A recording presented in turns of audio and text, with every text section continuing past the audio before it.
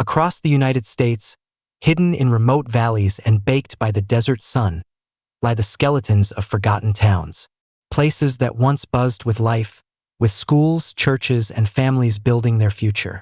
Now, the title of this video says 500 towns. But the reality is that number is just a fraction of the real story.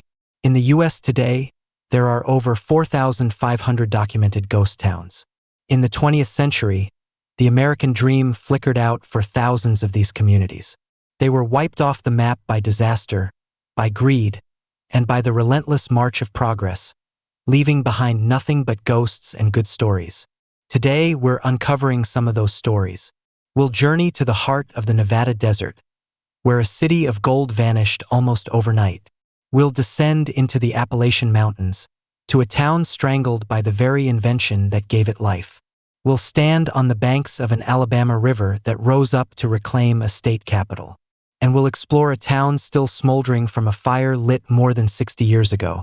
These are just a few of the lost stories of 1900s America. Let's start in the barren expanse of the Nevada desert, a place of extreme heat and even more extreme ambition. This is where you'll find the ruins of Rhyolite, a town that was once poised to be the banner camp of Nevada. It all started in 1904, when two prospectors, Shorty Harris and E.L. Cross, struck gold in the quartz-rich hills. Almost instantly, the rush was on. Within months, a rough-and-tumble tent city exploded into a real-deal metropolis. By 1907, Rhyolite was a city of nearly 8,000 people. It wasn't just some dusty camp. It had concrete sidewalks, electric streetlights, an opera house, a symphony, and even an ice cream parlor. 3 separate railroads laid tracks to haul in supplies and haul out dreams of getting rich. Towering over it all was the 3-story Cook Bank building, an opulent symbol of the town's boundless optimism, complete with marble staircases. One guy even built his house from over 50,000 discarded liquor and beer bottles, a perfect monument to the town's hard-drinking prosperity.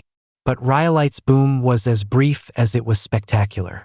The 1907 financial panic sent shockwaves from Wall Street all the way to the desert, and investors got spooked. Around the same time, miners found out the gold ore wasn't nearly as rich as they'd been told. The money evaporated. A brand new $130,000 train depot opened in June 1908. Within a month, more people were leaving Rhyolite than arriving. The decline was catastrophic. By 1911, the main mine and mill shut down for good. 5 years later, in 1916, the power was turned off. By 1920, the population had collapsed to just 14 people. Today, the skeletal remains of the Cook Bank and the old jail stand as haunting monuments to a dream that crumbled into dust. Rhyolite's story is a stark reminder of how quickly fortune can turn. But it wasn't just greed that made towns vanish. Sometimes the threat came from the ground itself. Imagine a fire that you can't put out.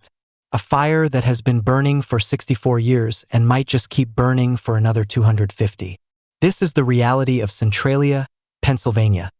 A town erased not by a sudden disaster, but by a slow, creeping catastrophe that started from a single, careless mistake. Founded in 1866, Centralia was a classic American coal town. For a century, life revolved around the anthracite mines that formed a labyrinth beneath its streets. It was a tight-knit community of over 1,000 residents. But in May of 1962, the town council decided to clean up the local landfill for Memorial Day by setting the trash on fire, a common practice at the time. What they didn't realize was that the landfill sat in an old, abandoned strip mine pit. A poorly sealed opening gave the fire a direct route to the massive network of coal tunnels below. The fire found a rich vein of anthracite coal, and it has been burning ever since. For years, residents tried to live with it, but the danger became undeniable. The ground grew dangerously hot, with some research suggesting underground temperatures could exceed 1,000 degrees Fahrenheit in some areas. Toxic gases, including lethal levels of carbon monoxide, seeped into homes through cracks in the foundations. Roads buckled and split open, venting steam and smoke. The situation finally became a national crisis in the early 1980s when the ground collapsed beneath a young boy in his backyard. The federal government determined the town just couldn't be saved. Congress approved a multimillion-dollar buyout, and one by one, the families of Centralia took the offer and left. Their homes were demolished, their streets left empty. In 1992, the state condemned every building left standing, and Centralia's zip code was officially erased. Today, only a handful of residents remain, living as the last witnesses to a town being slowly consumed from below. These are the kinds of stories that get lost to time. If you believe they're worth remembering and want to uncover more forgotten histories, go ahead and hit that subscribe button. Your support helps us keep bringing these incredible stories to light. Deep in the New River Gorge of West Virginia sits Thurmond, a town that didn't die from fire or financial panic, but because the world simply moved on without it. In the early 1900s, Thurmond was the heart of the Appalachian coal boom. It was a railroad town, pure and simple. Founded along the Chesapeake and Ohio Railway, its location made it the epicenter of the region's immense coal wealth. At its peak, Thurmond was a whirlwind of activity. 15 passenger trains arrived every single day, serving as many as 75,000 passengers a year. The rail yard generated an incredible amount of freight revenue, at one point, more tonnage than Cincinnati and Richmond combined. The town's banks were flush with coal money, and its rail yard operated around the clock, servicing the mighty steam locomotives that were the lifeblood of the whole region. But Thurmond's fate was tied completely to the steam engine. In the 1950s, railroads began switching to more efficient diesel locomotives. Diesels didn't need to stop constantly for water and coal. They didn't need the huge maintenance crews that Thurmond specialized in. Almost overnight, the town's entire purpose became obsolete. The decline was quiet but absolute. As the rail yard wasn't needed anymore, businesses closed their doors, and residents moved away to find work. A town that once had bustling hotels and banks just faded away. Today, Thurmond is preserved as part of the New River Gorge National Park. The impressive brick buildings of its commercial row still line the tracks, and the restored depot serves as a visitor center, telling the story of a town whose lifeline was severed by the very technology it was built to serve. Most towns die because their economy does. But what happens when your state capital is simply washed away? Our final story takes us to the confluence of the Alabama and Cahawba rivers, to the site of Old Cahawba, Alabama's first permanent state capital. Chosen in 1819, Cahawba was designed to be a grand political and economic hub. Laid out on an ambitious grid, it quickly grew with fine homes, hotels, and a new brick state house at its center. For a few years, it was a center of power and high society. But its founders had made one fatal mistake. The town was built on a low-lying, swampy floodplain. Nature didn't wait long to make its power known. Seasonal flooding was a devastatingly regular problem. The breaking point came in 1825, when a massive flood swamped the town. Legend says legislators had to be rowed in boats to the second story of the State House to attend sessions.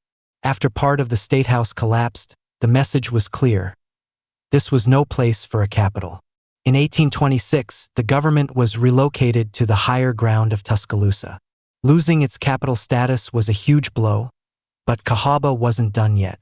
It reinvented itself as a key shipping port for the booming cotton industry, sending thousands of bales downriver to Mobile.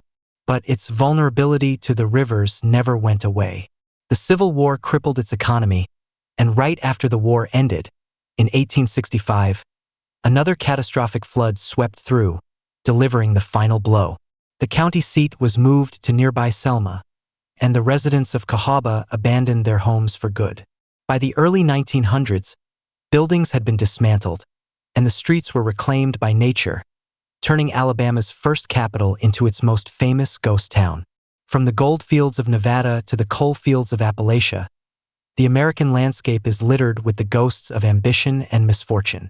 The stories of Rhyolite, Centralia, Thurmond, and Cahawba are just four tales from a lost chapter of American history, one that saw thousands of communities vanish. These towns are more than just ruins. They're powerful reminders of how fragile prosperity can be, the unstoppable force of nature, and the relentless march of progress that can build a city from nothing and, just as quickly, leave it to fade back into the earth. They show us that for every story of success, There are countless stories of what was lost along the way. Which of these stories surprised you the most? Are there any lost towns you know of with a story that needs to be told? Let us know in the comments below. Thanks for watching.